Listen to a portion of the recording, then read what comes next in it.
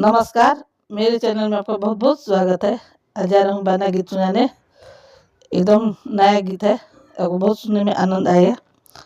पापा साजस बरियाते अधीरतिए में, पापा साजस बरियाते अधीरतिए में, दुल्हा चले भैले ठीक दुपहरिए में, दुल्हा चले भैले ठीक दुपहरिए में। ताली बोले चाटा चट, साली बोले फाटा फट, दुल्हा भूल गईले साली सर में, दुल्हा भूल गईले साली सरजिए में। भैया साजस बरियाते अधीरतिए में, भैया साजस बरियाते अधीरतिए में, दुल्हा चले भैले ठीक दुपहरिए।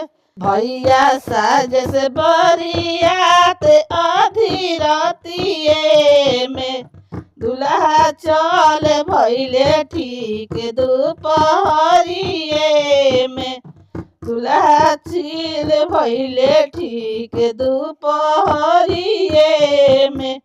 ताली बोले चाटा चट, साली बोले फाटा फट, ताली बाज चाटा चट, बाली बोले फाटा फट, दुल्हा भूल गईले साली सरजिए में, दुल्हा भूल गईले साली सरजिए में।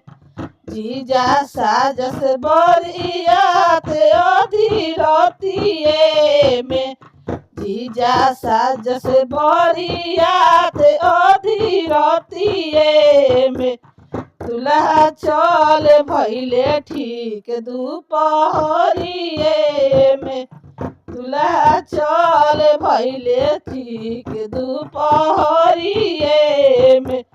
साली बोले चाटा चोट, साली बोले फाटा फट, ताली बाज चाटा चोट, साली बोले फाटा फट, दुल्हा चल भैले ठीक दुपहरिए। दुल्हा भूल गईले साली सरजिए में, दुल्हा भूल गईले साली सरजिए में।